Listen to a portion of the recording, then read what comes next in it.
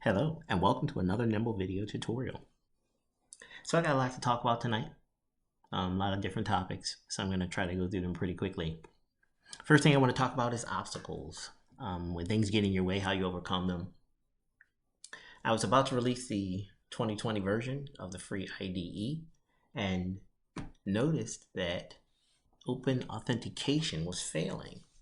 When I tested it in a web browser, it ran just fine, but for some reason in Electron, it was giving me this error message. When you can do a quick search, I think Stack Overflow. Any developer using Electron probably right now is getting this message. And basically, Google and Facebook are blocking Electron as a secure browser or a secure app. And that means you can't use OpenAuth in it, which sucks. I usually don't, depend on other people's technology like this in this way for something like logins and things like that. Primarily for this reason, this is an inconvenience. So, like with any obstacle, it's a chance for an opportunity. Hopped up into Nimble, and I powered up my own login interface. Now that the IDE is fully responsive and able to handle pinpoint accuracy as well as block and inline block elements, it was ready to treat it like a web page editor. I laid out this page pretty quickly. I've already made the REST endpoint for login and registration.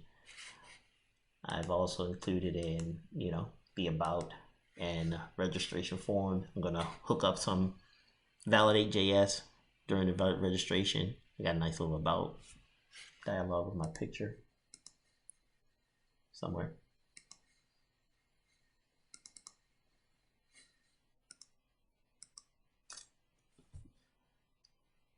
And explains a little bit about Nimble, that handsome guy. And I'll be replacing the need for open authentication with my own authentication so that I don't have to deal with that type of issues anymore. I've never been a fan of that type of, depending on other people for authentication. It leads to more problems than it does solve. After I was able to lay this guy out, lay down a new interface, I did spend some time typing up documentation. I typed up, I have about 20 pages of documentation on the Nimble API interface. Going over it a little bit, finding as many of my spelling and grammar mistakes as I can. But hey, I always fat finger something, so I know I won't get them all. And then I will move right along to my next application. Before, I created a secure chat application. I didn't package it up or distribute it. It's got to be tested, but it's sitting in my backlog right now. I was surfing the web and finding new APIs to play around with and stumbled upon the News API. If you haven't seen it, it's free for developers to play around with, but basically it's just a news service. You can, I think, query the server, I think maybe 500 times or maybe 5,000 times a day, pull down news information, use it in your app, and get your app up and running before you have to start, paying for it. The cool part about this is anyone who exposes an API, as long as they extend the payload, Nimble can consume it. So if you copy this payload as is, the collapse, the little collapse characters also gets copied in the payload. So you have to spend a little bit of time doing a search and replace to massage the data. But what you get is a full JSON object of the latest news. You can copy that JSON object,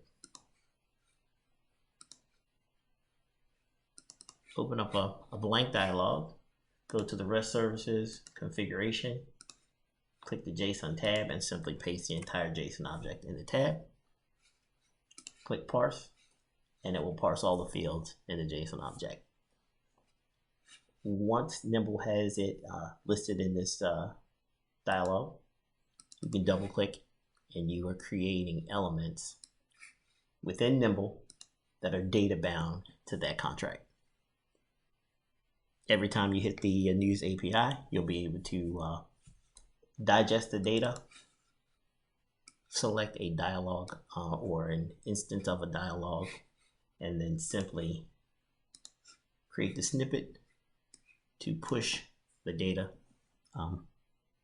to the view model.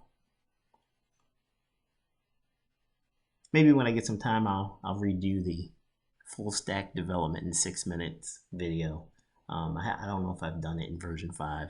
I think it needs to be revisited. Really cool feature. I think that's all I've got. The Nimble solution. I'm staying busy and I'm staying nimble. Thank you for watching.